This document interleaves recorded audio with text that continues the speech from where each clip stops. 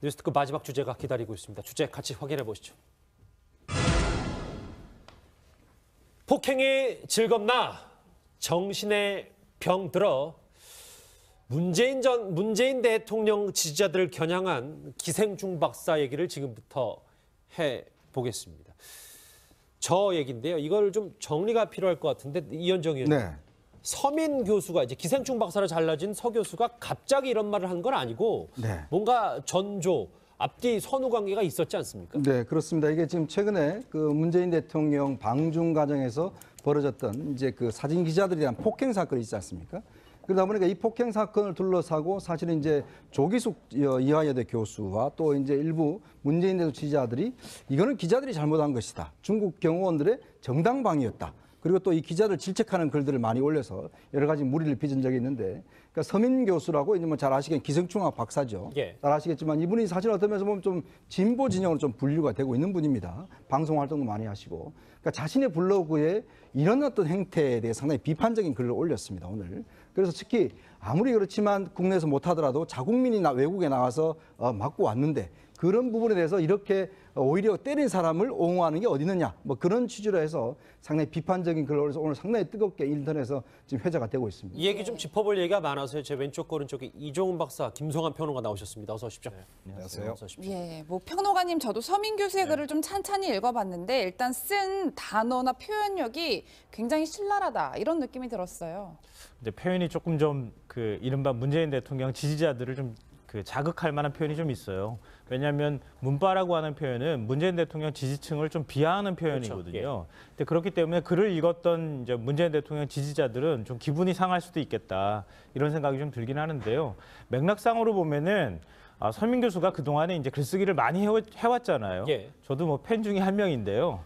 그러니까 글 쓰는 방식 자체가 저런 톤으로 글을 써요, 원래. 그러니까 표현도 이렇게 뭐 의학을 하는 분이라서 뭐 이른바 이제 기생충에 비유를 한다거나 아니면 뭐 병에 비유한다거나 이런 것들을 많이 했기 때문에 그런 식의 본인의 어떤 글쓰기 톤이나 그 말투를 그대로 이제 그 이번 사안에도 적용해서 글을 썼다고 볼 수 있을 것 같아요.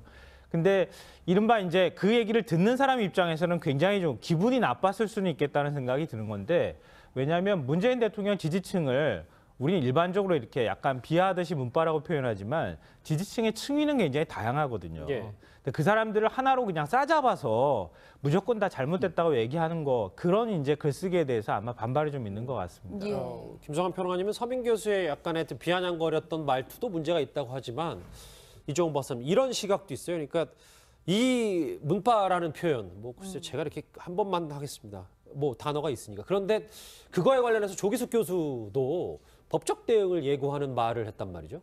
예, 근데 이게 뭐 법적 대응을 할 사안인지 모르겠어요. 그러니까 뭐 이 정도로 끝내지 뭘 이렇게 법적 대응까지 하는지 잘 모르겠으나 법적 대응하는 게 저는 결과적으로 문재인 대통령을 오히려 더 사실은 좀 그 곤란하게 만드는 거라고 저는 봐요. 그러니까 근데 사실은 이제 진보 진영 내에서도, 그러니까 문재인 대통령을 지지했던 사람들 내에서도 그러니까 이른바 이 문바들, 특히 이번에 이제 이 그 기자 폭행과 관련해서 과도하게 이제 중국의 편을 드는 듯한 그런 그 자세를 보인 부분에 대해서는 사실은 비난 여론이 없잖아 있습니다. 그래서 일각에서는 오히려 이거 좀 보수 진영에서 일부러 이 문바로 가장해서 역공작하는 거 아니냐는 얘기까지 나올 정도로 예. 좀 과도하게 이번에 사실은 뭐 댓글 작업들이 좀 이루어진 그런 측면들이 좀 있거든요. 자, 그 부분은 좀 앞으로 그러니까 그 아주 그 좀 열혈 지지층들이 좀 참고는 해야 한다라고 생각합니다. 그동안에도 뭐 계속 지적이 이제 많이 나오기도 했었는데 이게 결과적으로 문재인 대통령을 이제 도와주는 게 아니다라는 거고요. 근데 특히 이제 이 문재인 지지자들이 좀 이번 이 서민 교수의 글에 대해서 이제 좀 불쾌할 수밖에 없는 부분이 좀 없잖아 있긴 하죠. 그러니까 다른 분도 아니고 기생충학 전문가란 말이죠.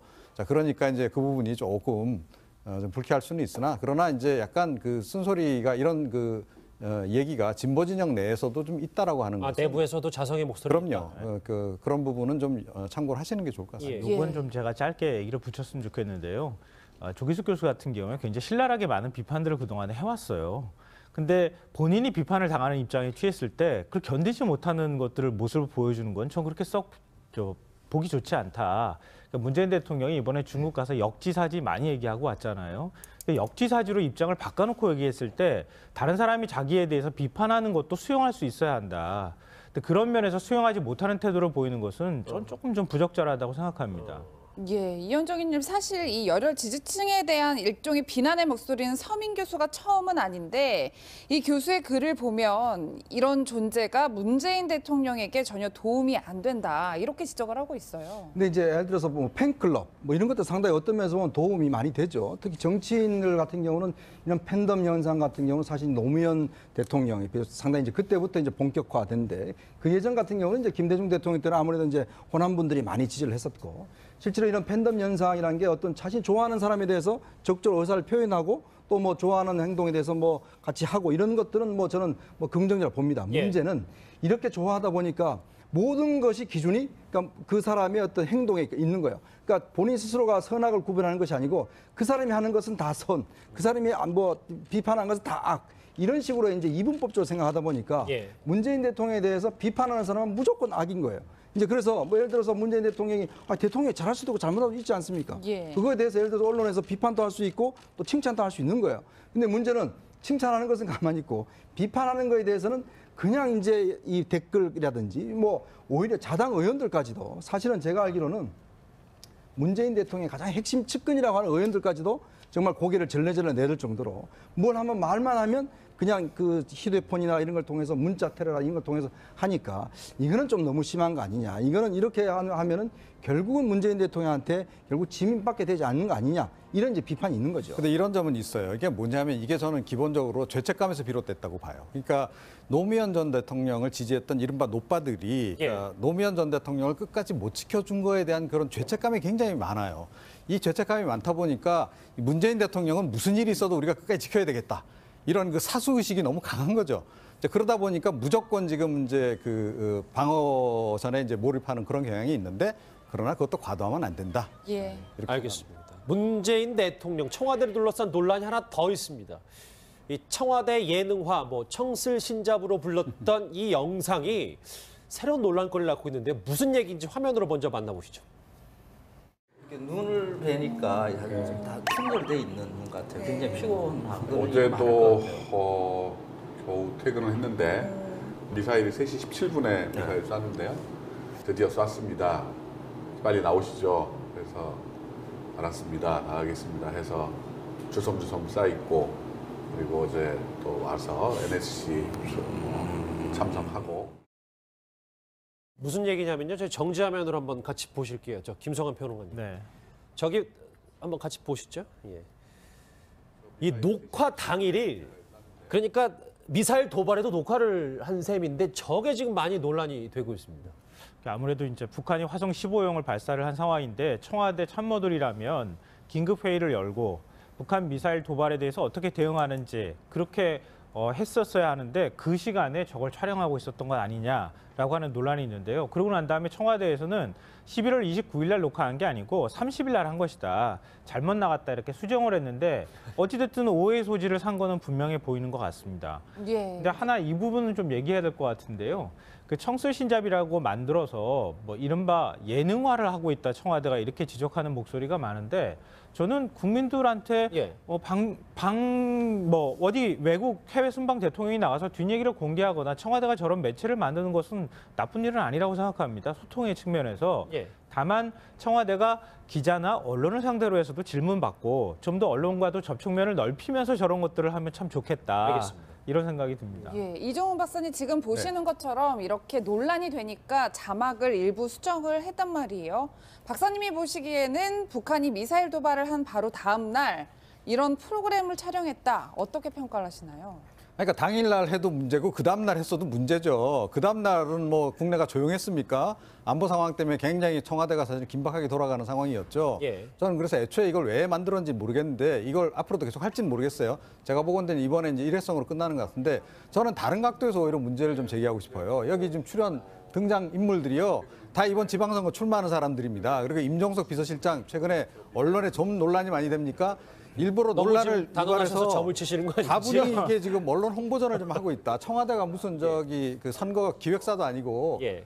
너무 이런 식으로 좀 그 격가지 지금 업무에 이 청와대 핵심 참모들이 지금 좀 매달려 있는 게 아닌가. 그리고 너무 본인들의 어떤 그 정치적인 그 행보와 관련해서 그러니까 전 강박관념 때문에 그런지는 모르겠으나 일단 이런 식으로 저는 가고 있는 부분이 좀 있다라고 보거든요. 예. 이건 좀 바람직하지 않다 이렇게 생각합니다. 위원장님 정리를 해보면 물론 글쎄요. 아까 김성환 평론가님 말씀처럼 저런 부분이 소통의 일환으로 되면은 긍정적인 측면도 있는데 자막 수정을 거는 관련해서요. 지금 임종석 비서실장 중동 방문 해명도 그렇고 뭔가 청와대가 해명을 내놓을 때 다소 과거에 비해서 좀 매끄럽지 못한 부분을 더 지적하는 분들이 많습니다. 뭐 청와대가 일단 본인들이 하고 싶은 이야기를 할 권리는 있는데 또 본인들이 질문을 받을 의무도 있습니다. 그게 바로 언론이 하는 역할이거든요. 그러니까 자기들 하고 싶은 이야기만 저런 방식을 통해서 계속 하면 나중에 아까도 말씀하셨지만은 이게 소통이라는 게 상호 교환되는 거잖아요. 저런 것들을 형식 자체가 뭐 재밌고 즐겁기는 좋습니다만은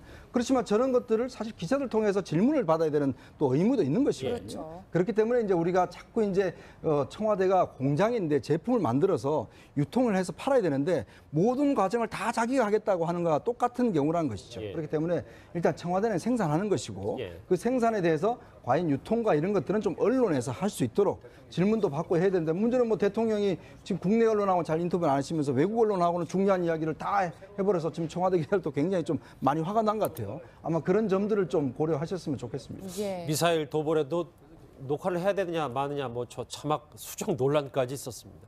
청와대에게 여기서 정리하겠습니다. 여러분은 지금 뉴스 특급과 함께하고 계십니다. 그래서 일각에서는 오히려 이거 좀 보수 진영에서 일부러 이 문바로 가장해서 역공작하는 거 아니냐라는 얘기까지 나올 정도로 예. 좀 과도하게 이번에 사실은 뭐 댓글 작업들이 좀 이루어진 그런 측면들이 좀 있거든요. 자, 그 부분은 좀 앞으로 그러니까 아주 좀 열혈 지지층들이 좀 참고해야 한다라고 생각합니다. 그동안에도 뭐 계속 지적이 이제 많이 나오기도 했었는데 이게 결과적으로 문재인 대통령을 이제 도와주는 게 아니다라는 거고요.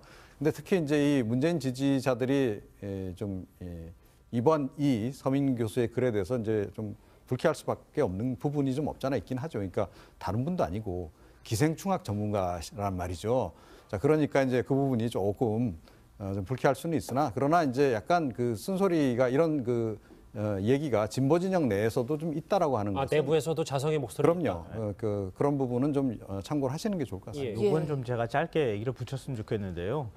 조기숙 교수 같은 경우에 굉장히 신랄하게 많은 비판들을 그동안에 해왔어요. 근데 본인이 비판을 당하는 입장에 취했을 때 그걸 견디지 못하는 것들을 모습을 보여주는 건 전 그렇게 썩 보기 좋지 않다. 그러니까 문재인 대통령이 이번에 중국 가서 역지사지 많이 얘기하고 왔잖아요. 역지사지로 입장을 바꿔놓고 얘기했을 때 다른 사람이 자기에 대해서 비판하는 것도 수용할 수 있어야 한다. 근데 그런 면에서 수용하지 못하는 태도를 보이는 것은 전 조금 좀 부적절하다고 생각합니다.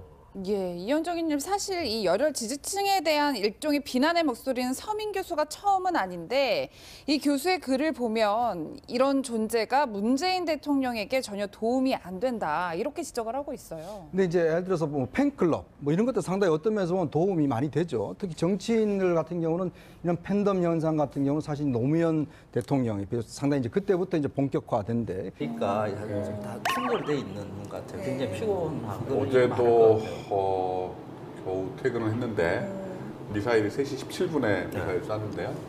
드디어 쐈습니다. 빨리 나오시죠. 그래서 알았습니다. 나가겠습니다. 해서 주섬주섬 쌓여있고 그리고 어제 또 와서 NSC 참석하고 무슨 얘기냐면요. 저희 정지화면으로 한번 같이 보실게요. 저 김성환 평론가님. 네. 저기 한번 같이 보시죠. 예. 이 녹화 당일이 그러니까 미사일 도발에도 녹화를 한 셈인데 저게 지금 많이 논란이 되고 있습니다.